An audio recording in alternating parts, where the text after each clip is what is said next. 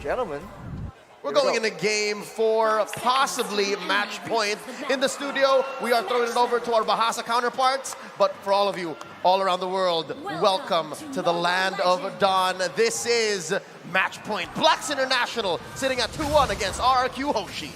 Really, I cannot emphasize this enough. Match point is what's at stake here, ladies and gentlemen. This is game number 4 in the favor of Blacklist International. RRQ, it's up to them to try to equalize. Results has not been well for the side of RRQ, but Blacklist International, this is still, technically speaking, a upper brackets. I've seen this again and again, but the Aegis has been used very early by Blacklist every single time. Yeah. And look at this roam coming in from Haji. Oh, that's a load of damage. The Petrify will be able to walk on the way. It's now Edward time to fly away, but Clay is there. He's trying to do it again, but the stun coming out from Clay. What is going on for the side of Blacklist? An eye for an eye. Edward missed it, and that's just how the world goes. Everyone blind when violence rules. Oh man, this is what I was talking about. This is what we were talking about. Yeah. If RRQ puts so much on the board, Blacklist can't answer back. Another thing that RRQ needs to really pay attention and take advantage of this is the potential, the fact that early game, Blacklist should be weaker. Of course, they have a lot of late game heroes right here. Too many. And in the mid lane at least, the Pharsa can be a big problem, but everyone else needs time to scale, especially OHAB and Wise, the two main carries. So that is the window that RRQ can take advantage of, and they are no stranger to this position. They know how to take advantage of their opponent's weaknesses. Yeah, something interesting as well, if you notice how Wise is actually taking the stacks, but hold on, Skylar is actually getting caught by this Estes circle as well. Vin doesn't really have the ultimate, so has a doubt out of that. They touch and they go. Skylar takes some damage. Lord spawning in a few seconds. You can see how Wise is hovering around his purple. And you mentioned those stacks. Yeah, this is just Blacklist's effort to stop this rampage of RRQ in the early game. I mean, now with the turtle spawning, actually, not the Lord, Leo, a bit too eager here, but Skylar here gets jumped on. Someone balls going in. Haji will be in and out the left by the airstrike at the same time. He's going to be in, doesn't really have the divine judgment. He's actually going to get denied. Not a very good fight coming up from RRQ, losing their marksman, but here we come. Oh, Vin, okay, gets marked, but Blacklist will not pull that trigger. Oof, that's unfortunate, man. They almost got the kill onto OHAB, but they're a bit too clean with it. The battle spells are available, but as a result, they're able to get the turtle, knowing that there's a lot more members of Blacklist in the bottom lane. Edward is coming in, being a bit of a menace there. But so far, it's still pretty even, and Blacklist are the ones actually with a bit of a gold lead, not the start that RRQ is looking for. You know, Arashi, I will agree to disagree right here, right? Because you don't want to be even against a late game comp. You want to be ahead. Right now, RRQ is just barely scratching the surface in terms of the gold lead of Blacklist. But let's take a look at the items, Leo. Well, I mean, you can see that the Pharsa is building towards the Clock of Destiny. Later on, that will be a big problem. The earlier like Haji gets it, the more it's going to be a problem. But for now, you can see Albert just happy feet, dancing around. Happy feet. But there's just, without a real solid engage, so far no real movements happening just yet. Vin, though, is the one person that can change that. You know what surprises me is the fact that top lane has become mum. After that action-packed 30 seconds, Edward and R7 were like, yeah, no, we're not doing it. But bottom, though, Zaman forced out. And Vin and the rest of RRQ Hoshi in the vision, in the sights of Blacks International. Again, I miss this. This is one key use of the Aldous ult. It's just for pure vision. Just ulting it for vision, that is definitely a creative use of the ultimate. And knowing how Blacklist can maneuver around with vision, right, with information, that is a very dangerous weapon, and RRQ needs to respect that. At any moment, they like setting up traps, and it can be exposed by that Aldous as they make a move towards the bottom side, but yet no real result right here. That's the problem about the Kaja, right? You need to rely on that Flicker ultimate to land down these structs. But let's take a look at the emblems for now. As both these two teams, they won't be able to find anything on the bottom side. It's just a lot of movement speed and cooldown. I mean, it's just how it is, right? Utility becomes so important for both these teams right now because both of them are not making simple mistakes. They need to be forced into those errors. Otherwise, it's going to be a very slow and calculative game. So with that being said, I think that RRQ has a few more tools to work out with. The Blacklist have the counters as well. This is why the drafting phase was just so confusing, so difficult to predict. Yep, again, something tells me that Aldous ban from a couple of games back in the series, Coach Arcadia, Coach Achille, they were on to Blacklist. They knew that this was up. So here, 5 minutes in, second turtle going for free over to RRQ Hoshi. Blacklist knows their timing still. They know that this is not the time to fight. I respect that, right? If you notice, even the crowd, they identify that there's no point for Blacklist to try to contest the turtle. RRQ, I think the main goal right now is to try to take down as much structures as possible, especially the top-bottom side. You don't want to allow Wise to just walk around gaining resources. But I mean, you can see the Blacklist is trading very smart, intelligently as well. They are not letting go their turrets for no reason. They always try and find something extra, and this is why it's so annoying. Once you think that you have an edge over Blacklist, they just equalize, and look at that damage though. No. That is something that RRQ can definitely use. What damage? See, he's fully healed. Right now, it is Blacklist time to do the damage. This is kind of crazy, but here comes TODAK. It is going to be, oh my goodness, actually taken down. R7 will be trying to look for the pick up right here on the back line, but I don't think Blacklist is ready for the fight right now. And what is actually trying to buy some time. Elba picks up another kill. R7 will also do that now soon. 3 member going down. This is not a fight that Blacklist International want to do. We just had to call it, right? Vin, with just a split second to decide, pulls Oh My Venus into RRQ's death ball, and they get 3 for free. Now they're going to capitalize, push this top lane tier 1, and now the map is much smaller. How can Blacklist recover? I mean, James was saying, what damage? That's the damage you're looking for, man. When they combo the spells properly, that is a lot of potential pickoff for the side of RRQ. It's not just Vin pulling out Oh My Venus to ensure that no healing is done. It's also R7 with his eyes set onto Haji at every single fight, one-shotting him if the Petrify is available. It's not so easy for Blacklist. Again, yes, they have the vision. Yes, they have the box, the space. But when you're fighting a lineup like RRQ has, again, that's a mid-Lunox. Real world manipulation. Sorry, not a real world. Feather airstrike going in. Nothing can be found for now. Skylar doesn't connect the random shot. I think right here, Blacklist International is just desperately buying for time. This gold lead still okay for RRQ, but I think they need to do more. They need to crack open mid lane.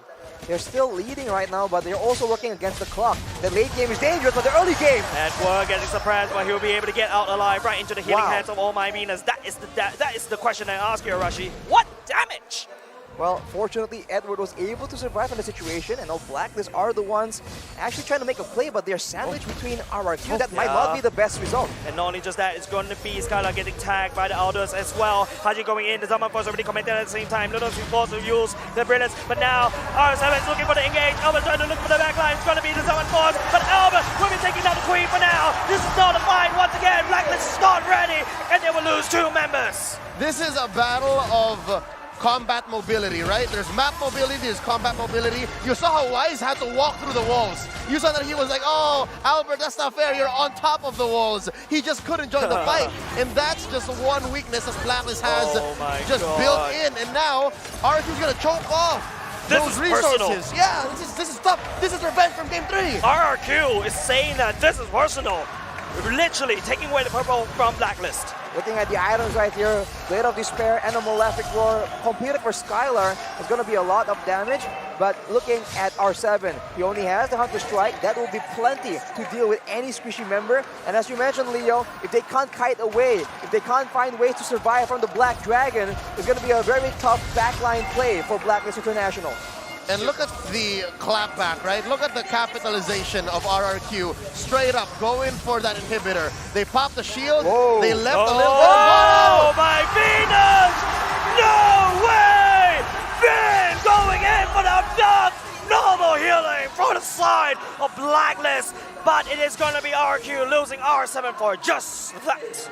Wow, that was a great play, but R7 goes in very, very aggressively, and unfortunately he gets taken out. It might not be the best scenario that RRQ is looking for, but nonetheless, they're taking away all the turrets available for Blacklist, trying to make sure that they have all the macro advantages they need to deal with an Aldous in the late game. You know what's curious is in that engagement, Oh My Venus didn't use the ult, Oh My Venus didn't use the Aegis, so something tells me it was all according to plan. Exactly.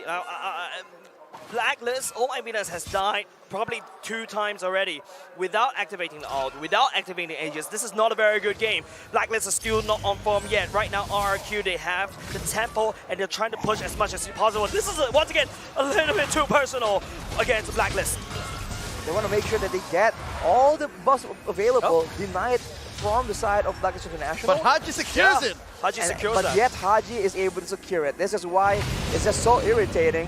But now, knowing now that R7 has the Petrify available, this is going to be a very dangerous fight for Blacklist to try and commit to if they want to try and contest this Lord. Yep, it's already spawned, and there's 4 men here. R7 in the wings.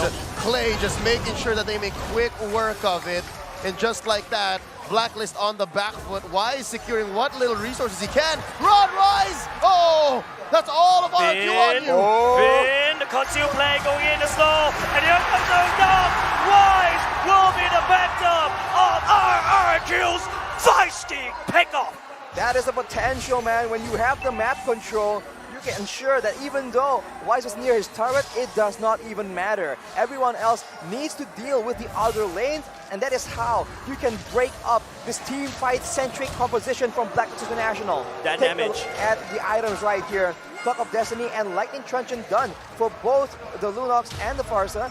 But on the other hand, Demon Hunter Sword built by Skylar to ensure that in those long, prolonged team fights, the DPS will still be readily available. Worst case scenario, Blacklist International loses inhibitor or 2.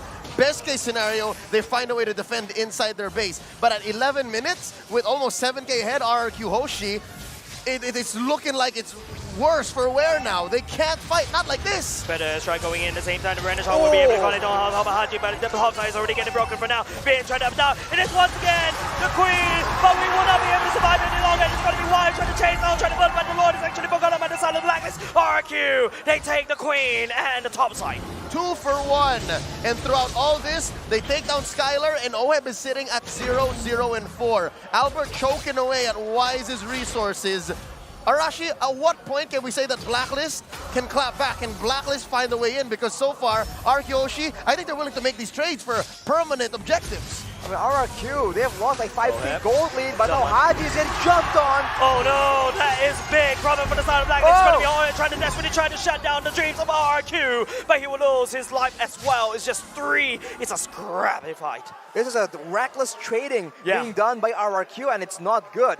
Whenever teams start trading kills back and forth, the team with the late game composition usually comes out on top. With a Harith, with an Aldous in their squad, it's going to be a bit dangerous for RRQ to keep doing this. They have to play calculated and ensure that Blacklist gets locked into their own base, because otherwise it's going to be very difficult.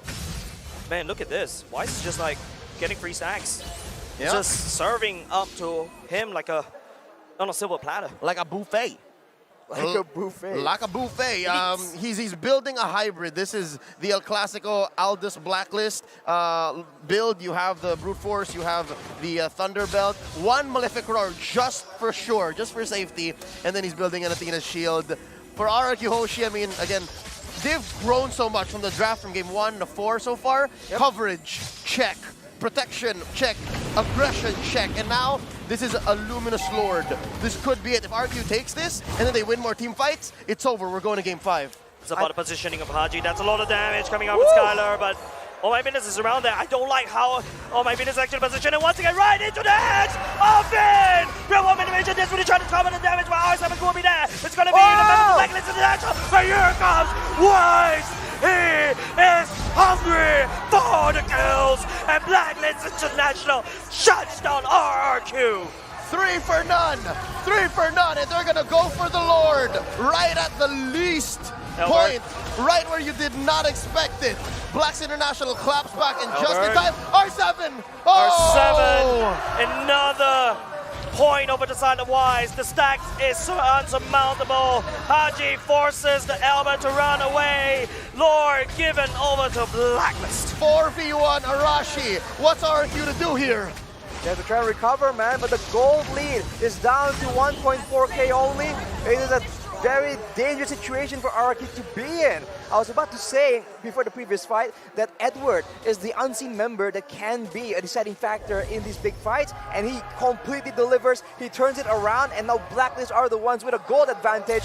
What a disaster for RRQ. Once again, it's so weird to be fighting on this side of the map. Haji activated for the airstrike at the same time. Finn wouldn't be able to catch it for anyone for now. It's going to be RRQ zoning Blacklist zoning RRQ away. For the better part of 15 minutes, I get you, Jays. The fact that we haven't seen Blacklist cross the river in so long, that's just the result of the hard work of the mission accomplished by Agent Zero. You're right, Edward has been doing so much to draw lines across the map to make sure the Blacklist can make moves and can clap back the way they have now. And just like that, the gold lead swings over it. Is that, oh, Albert failed! Albert take it! missed the purple and will get ultimate right now. It's been a moment over the side of RRQ as well. And this is a big problem. Blacklist International has a bit of gold lead. Off the bat, Blacklist International now has the lead. They have equalized in the gold division. They have a lead in range, and they also have a lot more sustain and an infinite scaling hero. On paper, this is a done deal, but RRQ, they are known to do something so crazy it might just work. That is what we're looking for right here. They have tried to just pick up Oh My Venus and Haji, and so far it's been working kind of. They need something better though. Wrong neighborhood, Bin. That's a bad place. Surprise is going to be OM as well. There's nowhere OM to be in. But here comes Wise. Something great for the backline. Look at the damage coming out from Wise on top of OM. It's on top of the Skylar, and none of the RRQ members actually fall. The fight has gone a little bit so long. Blacklist needs desperately to get out of the way. Albert, the healer, is gone. RRQ, they reign supreme. They're looking to end the game. This is personal. The last two members of Blacklist International on the map, Edward and Wise. No way. RRQ Hoshi are on a manhunt. And No they take way. down Wise. It's over. It's over. 5v1. Edward, he's fighting for dear life. Can he do it? Oh, I don't think so, Leo. RRQ will be equalizing the series.